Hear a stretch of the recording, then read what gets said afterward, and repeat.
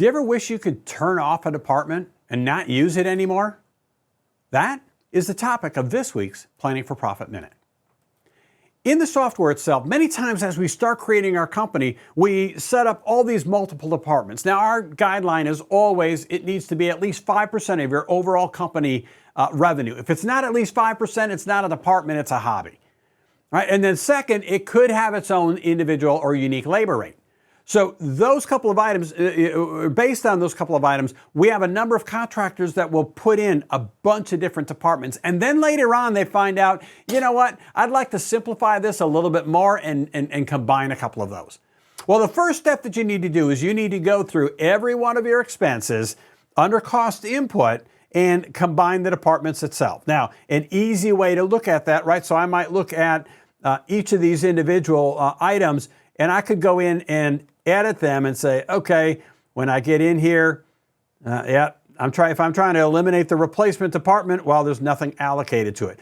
A quick, easy way that you can actually find whether something is allocated to that department is in this report, you can first hit print.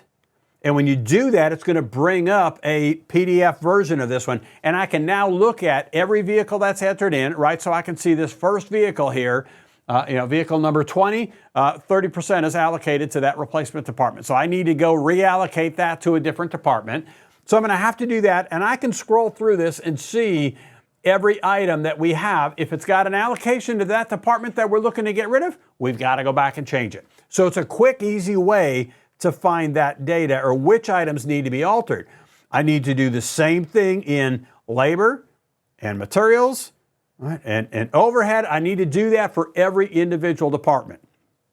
One of the other items that can create a little bit of an issue for you is in overhead expenses. If you have an overhead expense that is allocated, right, in this particular case, I used an allocation method of manual, but if it's allocated based on sales or equipment or people, remember any of those other items that it automatically applies, you need to go back and change the sources for those as well, right? So if you said in the setup of this department that this department has sales to it, well, then it's going to use that as it's calculating percentages. So go back and basically if you're going to delete a department, you have to get rid of all the data connected to that department. Now, once you've done that, now you're ready to actually delete or get rid of that department. So the first one is I'm going to come in here and I'm going to go into company departments, right? And for some of you, what you do is you come here and say, I want to actually, right, I'm going to hit the three dots here for my replacement department,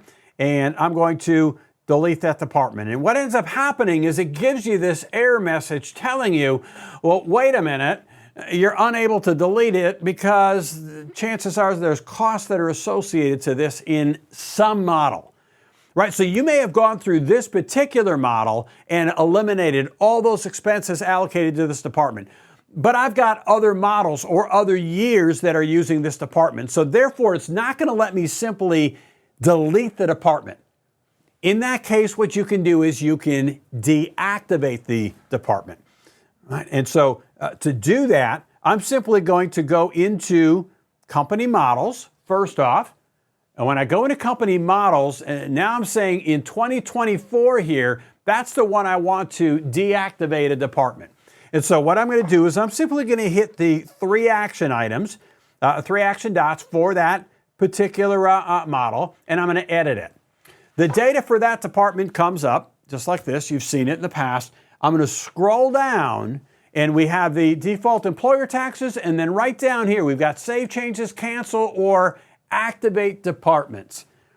In that area, I can click on activate departments. It will show you the individual departments you have, and I will now be able to shut off a given department. So if it's my replacement department, I can shut off that department. Now, in this case, it's telling me, warning, we still have expenses that are allocated to this particular department. And it shows me a list of every single item that's allocated to that department. So I can print that off.